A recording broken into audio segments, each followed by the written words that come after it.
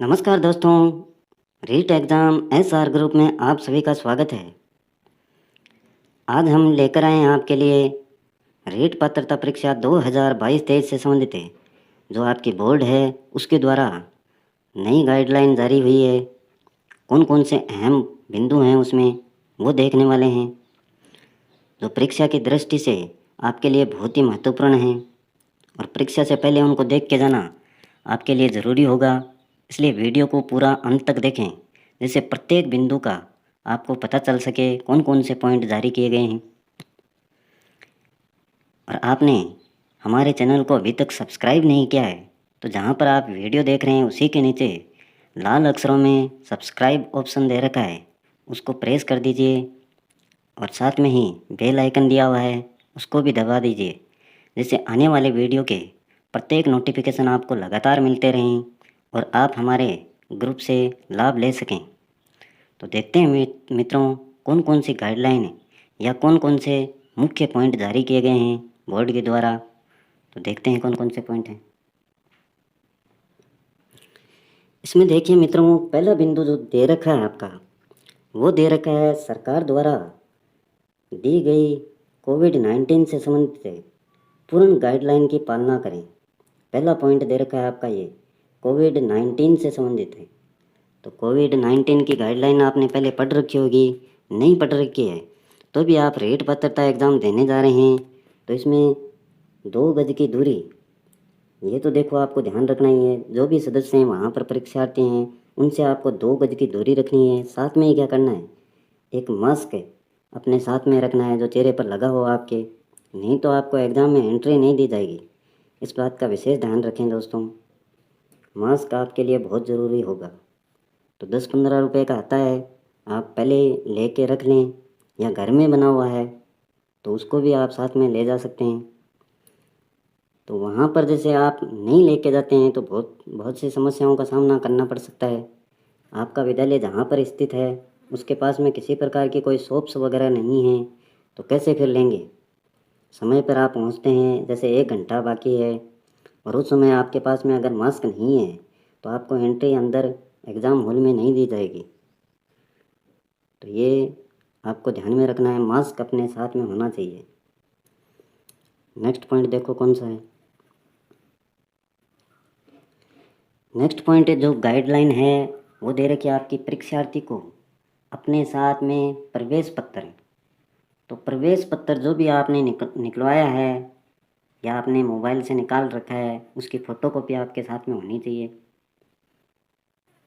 और अगर आप बस में सफ़र करते हैं, फ्री में सफ़र करना चाहते हैं तो वहाँ पर भी आपसे प्रवेश पत्र लिया जाएगा बस के द्वारा।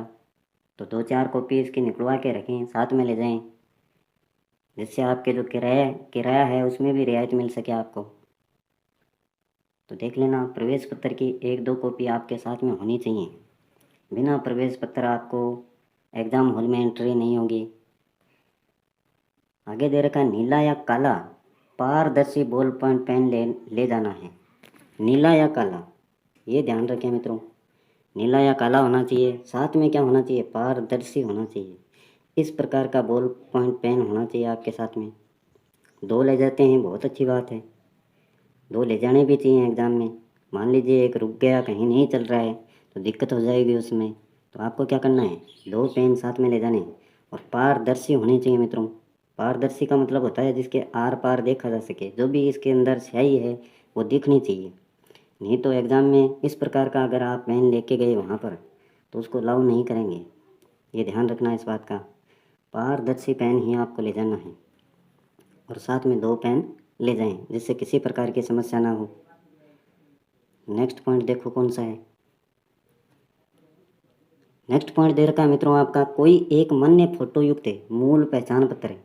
मुख्यतः बोला गया है वो है आपका आधार कार्ड। आधार कार्ड ले जाएं साथ में। आधार कार्ड ओरिजिनल भी ले जाना है आपको और उसके साथ में आपकी फ़ोटोकॉपी भी होनी चाहिए एक, क्योंकि वहाँ पर आपसे जमा लेंगे एक फ़ोटोकॉपी आपके आधार कार्ड की जमा लेंगे। उस पर आपके स्वयं के जो सिग्नेचर हैं वो होने चाहिए, वो बाद में विकसक के सामने ही करने हैं, ये भी ध्यान में रखें, पहले करके ना ले जाएं। जब विकसक कहे कि हाँ अब साइन कर लीजिए, तब करना है आपको। और ये आधार कार्ड ओरिजिनल आपको साथ में ले जाना है, साथ में उसकी फ़ोटोकॉपी भी आपको ले जानी है। अगर ये आधार कार्ड किसी के पास में नहीं है तो क्या करना है, तो ये आपका वोटर आईडी कार्ड है या ड्राइविंग लाइसेंस है, डीएल ड्राइविंग लाइसेंस आप ले जा सकते हैं साथ में। लेकिन उस पर क्या होनी चाहिए, फ़ोटो होनी चाहिए आपकी। फ़ोटो वाला ही मान्य होगा, कोई भी पहचान पत्र हो आप। अगर ये आप नहीं ले जाते हैं तो क्या होगा, तो आपको एग्ज़ाम हॉल में एंट्री नहीं दी जाएगी। इस बात का ध्यान रखें। इसके अलावा कोई अन्य सामग्री ले जाने की अनुमति नहीं होगी। तो कोई भी पहचान पत्र ले जाएं मित्रों, लेकिन साथ में उसकी फ़ोटोकॉपी भी आप ले जाएं। नेक्स्ट पॉइंट देखो,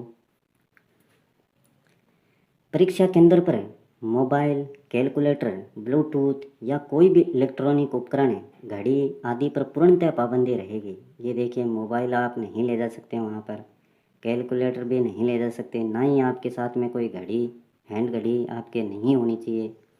और ये ब्लूटूथ वगैरह है, ये भी अलाउ नहीं होगा, पूर्णतः पाबंदी रहेगी। अगर आप ले जाते हैं इनको तो स्वयं की आपकी जिम्मेदारी होगी, परीक्षा हॉल से आपको बाहर इनको रखना होगा। नेक्स्ट पॉइंट देखो, ये जो भी सामग्री है अभी आपको बताया है, इस प्रकार की कोई भी सामग्री लाता है तो परीक्षा केंद्र से बाहर रखना होगा। जिम्मेदारी भी किसकी होगी, स्वयं की होगी। आप ले जाते हैं तो आपकी ही जिम्मेदारी होगी मित्रों। ये देखो परीक्षा केंद्र है तो आपको यहाँ पर बाहर ही इस सामान को रखवा दिया जाएगा, अंदर ले जाने की अनुमति आपको नहीं होगी। अगर आपके साथ में कोई सदस्य जा रहा है तब तो आप ले जा सकते हैं, क्योंकि बाहर वो रह जाएगा, उस सदस्य को आप दे सकते हैं। लेकिन अगर आपके साथ में कोई नहीं है, कोई वहाँ पर जैसे शॉप्स वगैरह नहीं मिलेंगी तो दिक्कत हो जाएगी। अंदर आपको सामान बिल्कुल भी नहीं ले जाने दिया जाएगा। और कोई विद्यालय है वो जमा करते हैं नहीं करते हैं तो वो उन पर ही निर्भर रहेगा। तो इस बात का विशेष ध्यान रखें, कोई भी सामान इस प्रकार का जो गाइडलाइन में दे रखा है उसको ना ले जाएं। नेक्स्ट पॉइंट देखो, परीक्षार्थी का परीक्षा केंद्र पर परीक्षा होने से 2 घंटे पूर्व पहुंचना अपेक्षित है। तो जैसे आपकी एग्ज़ाम है 10 बजे, तो आप वहां पर 8 बजे पहुंच जाएं, 2 घंटे पहले पहुंच जाएं, ताकि क्या कर सके, पुलिस है वो परीक्षार्थियों की जांच कर सके। तो 10 बजे है तो 8 बजे, और आपकी 2 बजे से प्रारंभ है तो 12 बजे वहाँ पर आप पहुँच जाएं, जिससे आपकी पुलिस द्वारा जाँच की जा सके। नेक्स्ट पॉइंट देखो, परीक्षार्थी को परीक्षा समय से 1 घंटा पूर्व केंद्र में प्रवेश करना अनिवार्य है। परीक्षार्थी को प्रातः 9 बजे तथा दोपहर में 2 बजे के पश्चात परीक्षा केंद्र में प्रवेश आज्ञा नहीं दी जाएगी। तो 1 घंटा पहले, जैसे भी आपका जो भी सेंटर आया है उसमें 1 घंटे पहले ही आपको अनुमति दी जाएगी। आपका 9 बजे पेपर है, मान लीजिए 10 बजे पेपर है तो 9 बजे आपको एंट्री दी जाएगी अंदर। उसके बाद में आपकी एंट्री क्लोज, बंद कर दी जाएगी। अगर 1-2 मिनट भी आप लेट होते हैं तो आपको एंट्री वहाँ पर नहीं मिलेगी। और आपने देखा भी होगा, पूर्व में जो एग्ज़ाम हुई थी रेट पात्रता परीक्षा की, उस समय काफ़ी विद्यार्थी बाहर रह गए थे 1-2 मिनट लेट होने के कारण। तो इस प्रकार की स्थितियां उत्पन्न न हों, इसके लिए क्या करें, आप कम से कम 2 घंटे पूर्व जो भी आपका परीक्षा केंद्र है वहाँ पर पहुँच जाएं, जिससे आपको एग्ज़ाम केंद्र में जाने की किसी भी प्रकार की परेशानी ना हो। नेक्स्ट पॉइंट देखो, परीक्षार्थी को किसी भी परिस्थिति में परीक्षा समाप्ति से पूर्व परीक्षा कक्ष छोड़ने की अनुमति नहीं दी जाएगी। जैसे आपकी 12:30 बजे एग्ज़ाम ख़त्म होगी या पूरी होगी, आपने पेपर कर लिया पूरा 12:30 बजे, 12:30 बजे का टाइम है 10 से लेकर, तो 12:30 बजे के बाद में ही आपको अनुमति दी जाएगी। उससे पहले किसी भी परिस्थिति में, चाहे आपकी कोई भी परिस्थिति हो, वो वहाँ के शिक्षक के द्वारा नहीं मानी जाएगी। नेक्स्ट पॉइंट देखो, परीक्षार्थी को प्रश्न पत्र साथ ले जाने की अनुमति नहीं दी जाएगी। पिछली एग्ज़ाम में आपने देखा होगा कि पेपर साथ में दिया गया था, जो भी विद्यार्थी पेपर देकर आए हैं तो वो साथ में पेपर लेकर गए थे घर। लेकिन इस बार इस प्रकार की अनुमति नहीं दी जाएगी, पेपर वहीं शिक्षक के द्वारा रख लिया जाएगा, आपको पेपर नहीं दिया जाएगा। नेक्स्ट पॉइंट देखो, परीक्षार्थी को आदि बांह की टी शर्ट, कुर्ता, कुर्ती आदि एवं पैरों में पतले सोल की चप्पल सैंडल पहनना ही अनुमत होगा। मोजे पहनना अनुमति नहीं होगा। तो मोजे, जुराब, ये जूते ये आपको पहन के नहीं जाने। इस प्रकार के स्लीपर चप्पल पहन के जाएं। अगर लड़कियां सैंडल पहनती हैं तो वो भी इस प्रकार की पतली ही होनी चाहिए साइज में। और टी शर्ट अगर आप पहनते हैं तो ये हाफ बाजू होनी चाहिए यहाँ तक, इस प्रकार की सिंपल है एकदम। और ये लड़कियों के लिए है। लड़कियां भी क्या करें, सिंपल ड्रेस पहने एकदम, यहाँ तक हाफ बाजू होनी चाहिए। इस पर बटन आपके नहीं लगे होने चाहिए, नहीं तो वो भी अलाउ नहीं करेंगे। तो ध्यान रखें इस बात का। नेक्स्ट पॉइंट देखो, इसमें दे रखा है श्रुत लेखक हेतु परीक्षार्थी को अतिरिक्त 50 मिनट का समय दे होगा। अगर आप श्रुत लेखक की मदद लेते हैं तो उस परीक्षार्थी को 50 मिनट का समय अतिरिक्त दे होगा। इन नियमों का अनुपालन ना करने पर आपके खिलाफ विधि के प्रावधानों के तहत कार्यवाही की जाएगी। बस ट्रेन के छत पर सफर ना करें। तो ये साधारण से नियम है, इनकी अनुपालना आपको करनी चाहिए। अगर आप नहीं करते हैं इस प्रकार की अनुपालना तो आपके खिलाफ कार्यवाही भी की जा सकती है, जो भी विधि के प्रावधान हैं उनके तहत। और श्रुतलेख हैं लेखक, उनकी मदद है जो भी परीक्षार्थी लेते हैं उनको अतिरिक्त 50 समय का या 50 मिनट का समय उनको दिया जाएगा।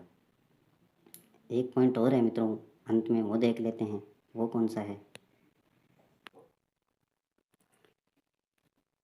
और लास्ट पॉइंट है मित्रों, देखो इसमें आपकी जो अलाउ चीज़ नहीं है वो देख लो। एक तो ये डायरी है आपकी, ये नहीं ले जा सकते आप, छोटी हो या बड़ी हो। और लड़कियां बहुत सारे गहने जो पहनती हैं, चाहे कोई भी गहना हो आपका, अंगूठी हो या नाक में, कान में, गले में, पैरों में, वो गहना या आभूषण आप ना पहन के जाएं। नहीं तो जैसे अकेले जाते हैं आप तो वहाँ पर उतरवा दिया जाएगा आपका, रखेंगे कहाँ पर, बहुत सी समस्याएं होंगी। परीक्षा केंद्र में अगर इन सामानों को नहीं रखा गया तो फिर कहाँ पर रखेंगे। परीक्षा केंद्र के अगर आसपास में कोई भी दुकान या शॉप्स नहीं है तो फिर बड़ी समस्या होने वाली है। इसलिए क्या करें, पहले ही घर पर रख के जाएं इनको। विवाहित महिलाएं हैं वो भी अपना जो भी सामान है, आभूषण है, उनको घर पे रख के जाएं, जिससे किसी भी प्रकार की परेशानी आपके सामने ना आए। हैंड बैग यह आपको नहीं ले जाना है। लड़के हों चाहे लड़कियां हों, किसी को भी बैग अलाउ नहीं होगा। और मोबाइल, इनके बारे में बता ही दिया है, ये भी अलाउ नहीं है। कैलकुलेटर भी आपका अलाउ नहीं है। तो इन सारी जानकारियाँ जो भी आपका प्रवेश पत्र है उस पर दे रखी हैं, अच्छे से एक बार उसको पढ़ लें, ये वीडियो देख लें और इनकी अनुपालना करें साथियों, जिससे पेपर आपका अच्छा हो, पेपर में किसी प्रकार की कोई परेशानी ना आए। तो ये थी आज की महत्वपूर्ण जानकारी। आज के लिए बस इतना ही। आपने हमारे चैनल को अगर सब्सक्राइब नहीं किया है तो जहाँ पर आप वीडियो देख रहे हैं उसी के नीचे सब्सक्राइब ऑप्शन दे रखा है लाल अक्षरों में, उसको दबा दें मित्रों, जिससे आने वाले प्रत्येक वीडियो के नोटिफिकेशन आपको लगातार मिलते रहें। आज के लिए बस इतना ही। कल फिर मिलते हैं एक नए टॉपिक के साथ में। तब तक के लिए जय हिंद, जय भारत साथियों।